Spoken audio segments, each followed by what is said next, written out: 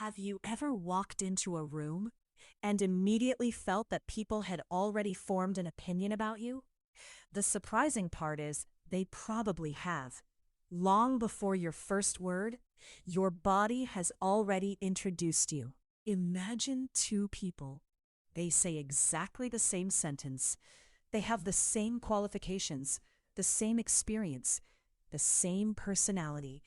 Yet one instantly feels trustworthy, the other feels nervous. Why? Because confidence is often seen before it is heard. Your brain is constantly reading other people's body language. Crossed arms can sometimes make you appear closed or defensive.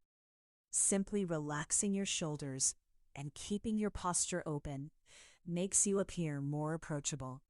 Eye contact isn't about staring. It's about showing presence. Looking down all the time often gives the impression that you're unsure. Looking at people naturally while listening and speaking helps build connection and trust. Your handshake is often your first physical interaction. A weak handshake can unintentionally communicate hesitation. A firm but not overpowering handshake shows confidence and respect. A genuine smile tells people, "You're safe around me." That's why warm smiles often leave stronger impressions than perfect words.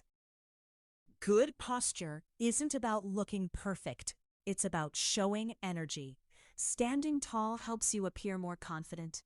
And interestingly, it often helps you feel more confident too. Confidence isn't about becoming someone else. It's about letting your body reflect who you truly are. Small changes, repeated consistently, create powerful first impressions. Which one of these habits do you want to improve first? Open posture, eye contact, or smiling naturally? Tell me in the comments. And if you want to become more confident one small step at a time, subscribe to Rise with Influence. If you found this helpful, then don't forget to like and subscribe.